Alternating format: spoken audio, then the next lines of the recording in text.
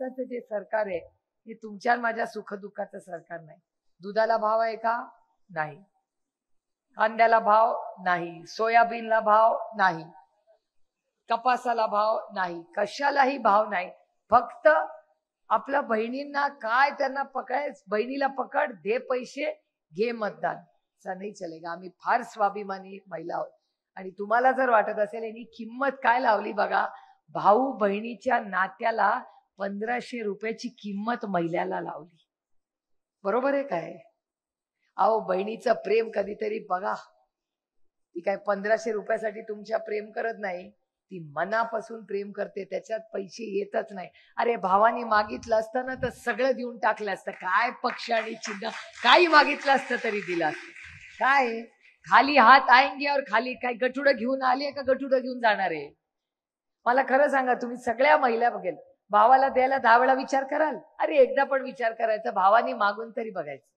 राज्याचे उपमुख्यमंत्री अजित पवार यांच्या कबुलीनाम्यानंतर आता खासदार सुप्रिया सुळेंचं देखील एक विधान चांगलंच चर्चेत आलंय.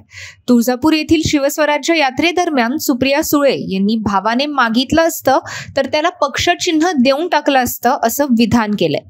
मी रिकाम्या हाती आलीये आणि रिकाम्या हातीच जाणार आहे, त्यामुळे भावाने एकदा मागून बघितलं असतं तर मी दिलं असतं असं सुळेंनी म्हटलंय. सुप्रिया सुळेंच्या याच विधानावरून आता अजित पवारांचा कबुलीनामा चांगला चर्चेत आलाय.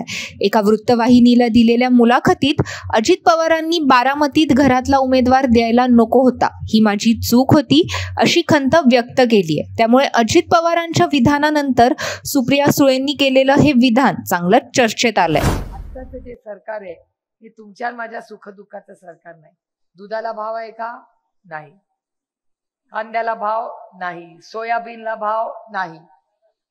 कपासाला भाव नाही. कशालाही भाव नाही.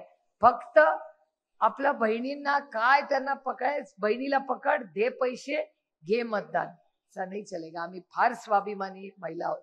आणि तुम्हाला जर वाटत असेल यांनी किंमत काय लावली बघा, भाऊ बहिणीच्या नात्याला 1500 रुपयाची किंमत महिल्याला लावली. बरोबर आहे काय?